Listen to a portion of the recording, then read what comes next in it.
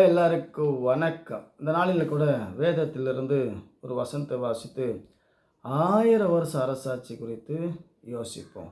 மத்தேயு சுவிசேஷம் 8வது அதிகாரம் 11வது வசனம். அநேகர் கிழக்கிலும் மேற்கிலும் இருந்து வந்து பரலோக ராஜ்யத்தில் ஆபிரகாமோடும் ஈசாக்கோடும் யாக்கோபோடும் என்பவர்களோடு பந்தி இருப்பார்கள். ராஜ்யத்தின் புத்திர புறமான இருளே தள்ளப்படுவார்கள், அங்கே அழுகையும் பற்கடிப்பு உண்டாயிருக்கும் என்று மெய்யாகவே உங்களுக்கு சொல்கிறேன். அப்போ ஏன் சொல்கிறாரு? அநேகர் கிழக்கிலும் மேற்கிலும் இருந்து வந்து ஆபிரகாமோடு ஈசாக்கோடு யாக்கோபோடும் பந்தி இருப்பார்கள்.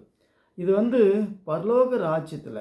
இது சில பேர் 1000 வருஷ அரசாட்சியில் ஆபிரகாமு ஈசாக்கு யாக்கோப்பு இருப்பாங்க. அவங்களோடு நாமளும் உட்காந்து சாப்பிட்டுட்டு இருப்போம். அவங்களும் வருவாங்க, 1000 வருஷ அரசாட்சிக்கு அவங்களும் வருவாங்க என்று சொல்கிறார்கள். இது தப்பான கருத்து.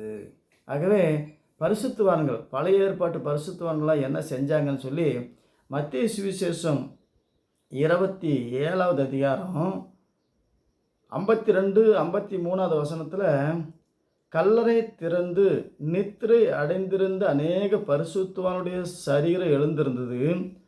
அவர் உயிர்த்தெழுந்த பின்பு இவர்கள் கல்லறையிலிருந்து புறப்பட்டு பரிசுத்த நகரத்தில் பிரவேசித்து அநேகர் காணப்பட்டார்கள். பழைய ஏற்பாட்டு பரிசுத்தவான்கள்லாம் இயேசு சிலுவையில் ஜீவனை விடும்போது கல்லறை திறந்து பரிசுத்தவான்கள், நித்திரை அடைந்த பரிசுத்தவானுடைய சரீரம் எழுந்திருந்து அவர்கள் பரலோகம் போய்விட்டார்கள். அவங்களுக்கு என்று தேவன் தந்த ஒரு இடத்துக்கு போய்விட்டார்கள். மறுபடியும் அவங்க 1000 வருஷ அரசாட்சியில் நம்மளை மாதிரி இருந்து திருமணம் செஞ்சு பழுகி பெருகி பூமியை நிரப்புவது இல்லை. ஆகவே மரித்தவர்களே அவங்க எங்கே இருக்கணுமோ தேவனுடைய சித்தத்தின்படி அங்கே இருப்பாங்க. 1000 வருஷ அரசாட்சியில் இவங்களுக்கு பங்கு கிடையாது. ஆபிரகாமுக்கோ ஈசாக்குக்கோ யாக்கோபுக்கோ இங்கு அவங்களுக்கு ஆளுகையும் கிடையாது, அதிகாரமும் கிடையாது, மறுபடியும் இங்கே வாழ்க்கையும் கிடையாது. இந்த பூமியில் 1000 வருஷ அரசாட்சி என்னைக்கு ஆரம்பிக்குதோ அன்னைக்கு இருக்கிற இந்த பூமியில் சாகாது இருக்கிற மனுஷன்தான் இந்த 1000 வருஷம் வாழ்வார்கள். மரித்து போன யாரும் வரமாட்டாங்க. அவங்க எப்போ வருவாங்க? இயேசு உலகம் முடியும் போது 1000 வருஷ அரசாட்சி முடிஞ்சு ரகசிய வருகை எடுத்துக்கொள்ளப்பட்டு 7 வருஷம் சாத்தானுடைய கையில். சாத்தானும் மாம்சத்தில் வர முடியாது. இயேசும் இனி மாம்சத்தில் நம்மளை மாதிரி இருந்து சாப்பிட்டுக்கிட்டு தூங்கிக்கிட்டு காத்தால் எனக்கு டீ கொடுங்க, காப்பி கொடுங்க, பூஸ்ட் கொடுங்கலாம் கேட்குறதில்ல. இந்த பூமியில் மறுபடியும் இயேசு நம்மள மாதிரி வாழ்கிறதே கிடையாது. மகிமின் சரீரத்துலேயும் கிடையாது, மாம்ச சரீரத்துலேயும் கிடையாது. அவர் இந்த உலகத்தில் உலகம் முடிவு பரியந்தமும் சகல நாட்களும் நம்மோடு கூட நமக்குள்ளே 1000 வருஷ அரசாட்சியில் நமக்குள்ளே இருந்து சொன்னதெல்லாம் நடக்கும், சொன்னதெல்லாம் கேட்டதெல்லாம் கிடைக்கும். ஆகவே தேவன் இனி நம்ம பார்க்கக்கூடிய நிலையில் இருக்க மாட்டார். மாம்சத்தின்படி இனி அவரை அறியக்கூடாது. ஆகவே அவருடைய ராஜ்யம் இவ்வுலகத்துக்கு உரியதல்ல, அவர் நமக்கு தந்தார். நம்ம தான் இந்த உலகத்தில் ஆசாரியார்களும் ராஜாக்களும் இருந்து பூமியிலே பரிசுத்தவான்கள், சபை தான் உலகத்தை ஆளும். ஆகவே தேவன் நமக்கு ஆளுகை தருவார். எப்போ தருவார்? 1000 வருஷ அரசாட்சி ஆரம்பிக்கும் போது 10 பட்டணத்துக்கு அதிகாரி உண்மை உள்ள உத்தமனுக்கு தேவன் அவனுடைய நீதிக்கு தகுந்த நிதி, அவருக்கு நீதிக்கு தகுந்த பரிகாரத்தை தருவார். ஆகவே மரித்து போன யாரும் இந்த பூமியில் மறுபடியும் திருமணம் செஞ்சு வாழ்வதில்லை. ஆகவே ஆபிரகாமு ஈசாக்கு யாக்கோப்பு பரிசுத்தவான்கள் யாரும் மறுபடியும் 1000 வருஷ அரசாட்சியில் இந்த பூமியில் இருப்பதில்லை.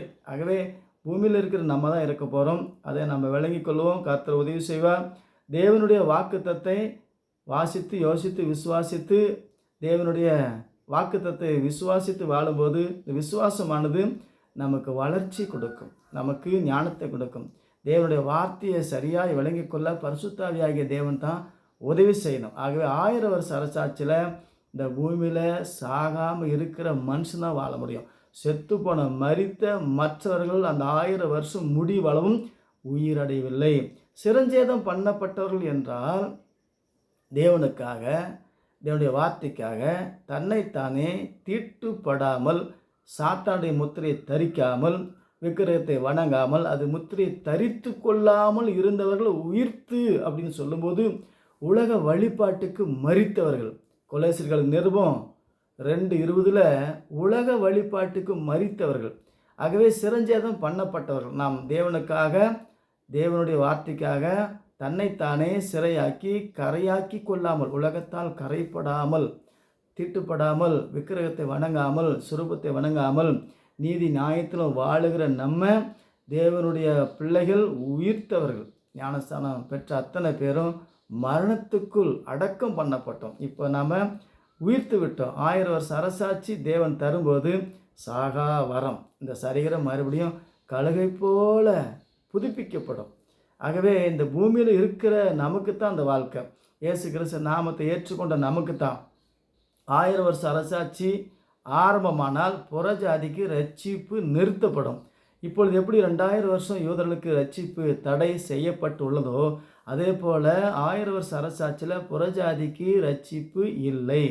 யூதருங்க 1,44,000 பேர், அவங்க தான் உலகத்தை டிசைன் பண்ணுவாங்க. புறஜாதியாக நம்ம இயேசு கிறிஸ்து ஏற்றுக்கொண்ட நம்ம ஆசாரியாக இருந்து தேவனை தொழுது கொள்வோம். அவர்கள் ராஜாக்கள், நம்ம ஆசாரியார்கள்.